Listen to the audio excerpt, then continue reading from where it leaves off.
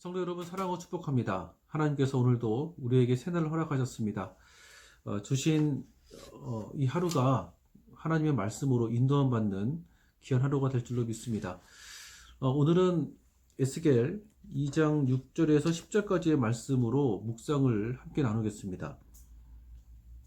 하나님의 에스겔을 통해서 우상으로 무너진 이스라엘에게 하나님의 마음을 전하기 위해서 에스겔에게 계속 말씀을 허락하고 계십니다. 하나님께서 에스겔에게 말씀을 전하시는 그 목적은 떠났던 이스라엘 민족이 다시 내게 돌아오라 라고 하시는 돌아옴의 목적이 있는 메시지입니다.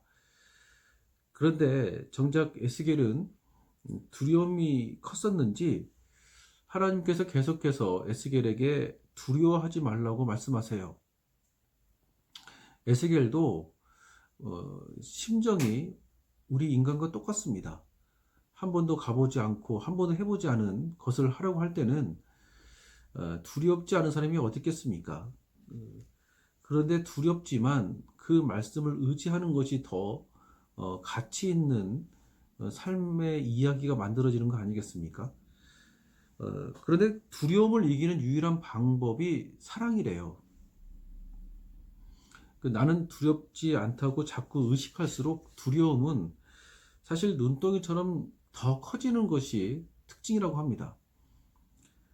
두려움을 느끼고 있는 나에게 두려움을 감싸주는 누군가 있다면 두렵지만 사실 그 한 발자국을 더 갈 수 있는 것이 우리의 마음이에요. 두려움이라는 것이 그런 것 같습니다. 사실 사람이라고 하면 두려움을 느낄 수 있는 것이 있을 때 두려움을 느끼는 것은 당연한 것이죠. 두려움을 느끼지만 그 두려움을 인정하고 다시 한번 한 발짝 한 발짝 걸어가는 것이 삶의 스토리를 만들어낼 수 있는 귀한 출발이라고 생각을 합니다. 제가 어렸을 때 살던 집에서는 화장실이 이렇게 마루하고 떨어져 있었어요. 그러니까 신발을 신고 이렇게 저만큼 가야 되는 그런 화장실이었습니다. 근데 그때 살던 집에 화장실에는 불도 들어오지가 않아가지고 어릴 때는 화장실을 가는 게 밤에 화장실을 가는 게 그렇게 무섭더라고요. 그래서 혼자 가지를 못하고 언제나 늘 저희 어머니와 손잡고 같이 갔습니다. 엄마한테 이제 화장실 안으로는 들어오지 못하고 화장실 좁으니까 못하고 그냥 화장실 문 앞에 서 있으라고 했었어요. 이를 보면서도 중간중간에 엄마 있지? 엄마 있지? 이렇게 하면서 엄마가 있는지 없는지를 확인했던 기억이 참 있거든요. 그 어머니가 있다고 확인이 되어지면 마음이 얼마나 안심되는지 몰라요. 그때 그 기억이 떠올라지니까 그때 느꼈던 감정도 이렇게 올라오기도 하네요. 그 어두웠지만 어머니가 함께 있었던 그 자리에서는 그 어둠이었지만 다시 한번 그 길을 갈 수 있었던 것 같습니다. 또 어렸을 때 주사 맞는 것이 제가 참 싫었었는데 주사가 그렇게 무서웠어요. 우리 아들이 있거든요. 우리 아들도 주사를 굉장히 무서워해요. 저 닮아서 그랬는지. 근데 이렇게 주사를 맞을 때 울고 불고 난리법석을 피는 그 모습을 이렇게 보면 제가 어렸을 때 난리법석을 폈던 거하고 비교했을 때 그래도 우리 애는 정말 양반이에요. 저는 정말 심했거든요. 그렇게 맞기 싫은 주사였지만 어쩔 수 없이 주사를 맞아야 또 몸이 회복되는 거잖아요. 그래서 제가 이제 인후염이 좀 약해가지고 조금만 무리가 되면 목이 금방 붓고 그랬었거든요. 주사 맞을 일이 참 많았었는데 주사를 그렇게 맞을 때마다 너무 무섭고 그래서 울었었는데 엄마 손을 이렇게 많이 꼭 잡았었어요.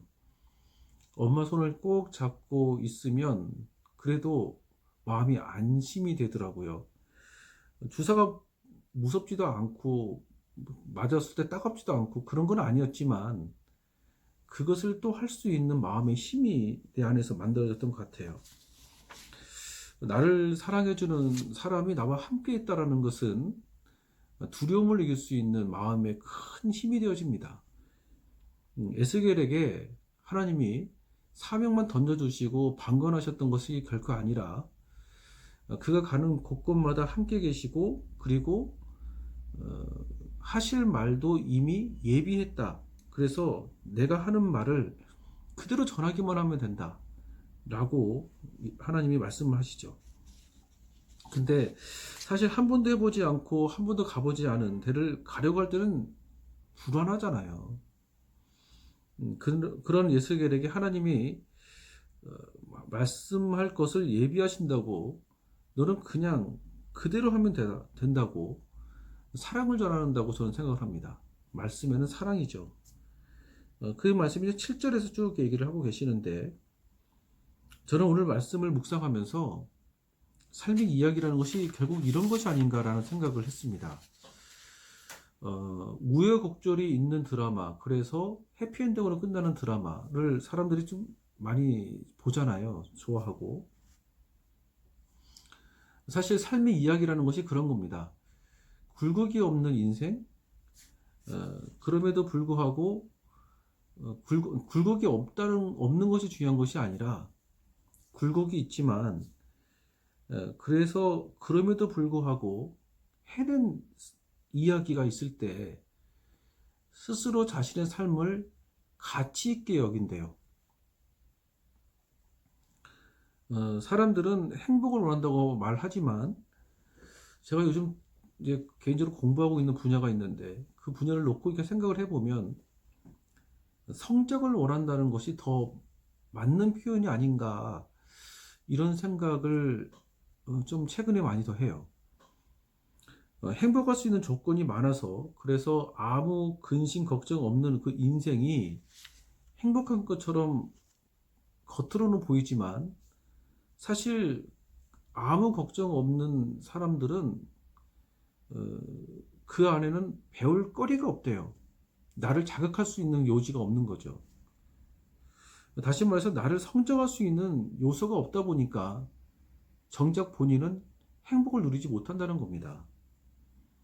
그런데 힘들고 어렵지만 그리고 두려움의 거리가 분명 있지만 그래도 거기서 이겨보려고 노력하고 그 안에서 도전하고 하는 이런 과정들을 통해서 자기는 뭔가를 배운다는 거예요. 뭔가를 자극받는다는 겁니다. 다시 말해서 성장이 있다는 것이죠. 이게 사람들이 자신의 삶을 스스로 생각할 때 가치 있게 여길 수 있는 삶의 이야기가 되어진대요. 그래서 여러분 주님과 함께 하시면서 주님의 이름으로 주님의 말씀으로 내 삶에 놓여진 여러 어려움들을 극복하고 그리고 하나님의 도우심을 체험해 나가는 그 과정들이 결국에는 나를 성장할 뿐만 아니라 나의 삶을 스스로 놓고 이렇게 봤었을 때 가치 있게 여겨질 수 있는 것들이라는 것입니다. 그런데 우리는 보통 이제 아무 근심 걱정 없는 상태를 원하잖아요. 근데 정작 그런 삶을 살다가 보면 마지막을 놓고 봤었을 때 대부분이 후회를 한다는 것입니다. 오늘 주님이 에스겔에게 말씀을 준비했으니까 명령한 사람들에게 가라고 하는 것이 마치 우리 삶에도 동일하게 적용되는 말씀의 모습이라고 생각을 합니다. 오늘 하루가 어제 미리 연습한 하루가 아니잖아요. 생소한 하루입니다. 그런데 너무 이 하루를 잘하려고 아둥바둥 하다 보면 더 할 것도 못하게 되어지는 거 아니겠습니까? 너무 잘하려고 하지 마시고 내가 함께 할 거니까 그냥 마음 놓고 살라고 에스겔이 말씀하시는 그 말씀처럼 오늘도 주님께서 주신 이 하루하루를 마음 푹 놓고 도전할 것은 도전해 가면서 성장하는 하루가 되었으면 좋겠습니다. 오늘 주님이 주신 말씀이 우리 삶 가운데 귀한 하루가 되어지고 귀한 하루 속에 성장이 될 수 있는 귀한 하루가 되어졌으면 좋겠습니다. 그래요, 여러분. 오늘도 주 안에서 승리하십시오.